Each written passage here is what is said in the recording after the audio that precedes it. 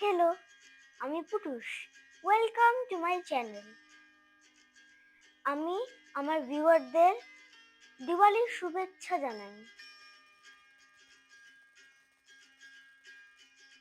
দীপাবলি তো আমরা সেলিব্রেট করি, কিন্তু তোমরা কি জানো কেন দীপাবলি হয়?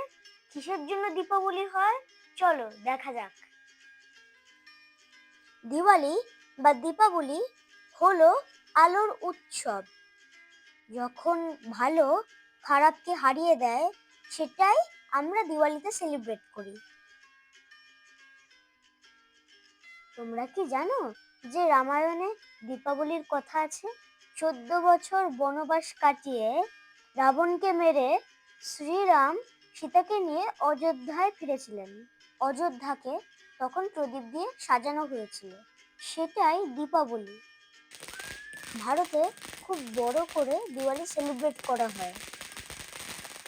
ভারতীয়রা বিদেশেও নিজেদের মতন দিওয়ালি সেলিব্রেট করে। বাড়িঘর পরিষ্কার করে আলো দিয়ে সাজানো হয়।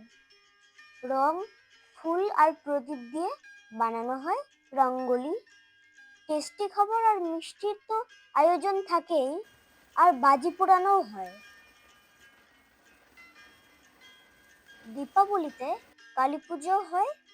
অনেকেও এই দিনে লক্ষ্মী পুজো করে। আমরা ইন্ডিয়ায় খুব বড়ভাবে দিওয়ালি সেলিব্রেট করতাম। এবার আজকে আমরা কিভাবে ইংল্যান্ডে সেলিব্রেট করি সেটা তোমাদের দেখাতে চাই। ইন্ডিয়ার মতন অত গ্র্যান্ড হবে না, কিন্তু ভালোই সেলিব্রেশন। এই দেখো, লাইট লাগিয়েছি, আমরা কাট আউট করে এই প্রদীপগুলো সাজিয়েছি।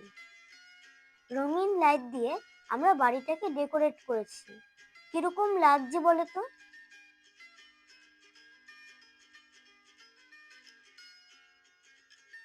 এই প্রদীপটা দেখছো, এইটা আমার হাতে বানানো। আমি নিজের হাতে আর্ট পেপারের উপরে এই ডিজাইনটা বানিয়েছি। কিরকম হয়েছে বলো তো? রঙ্গোলির ডিজাইন। মা বাবার জন্য একটা হ্যাপি দিওয়ালি কার্ডও বানিয়েছি।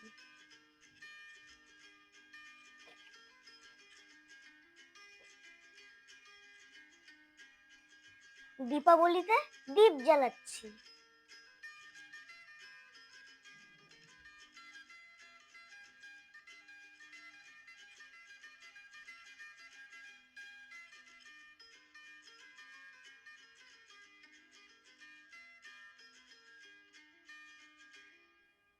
আমাদের কালী পুজো বাজি ছাড়া হয়?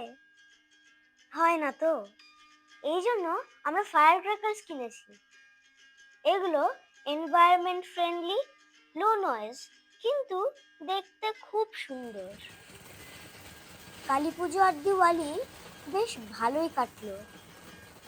আমি এই বছর স্পেশাল কি করলাম জানো? তোমাদের জন্য এই ভিডিওটা বানালাম। তোমরা কি করেছো সেটা আমার কমেন্টে জানিও, আর লাইক অ্যান্ড সাবস্ক্রাইব করতে ভুলে যেও না। টাটা।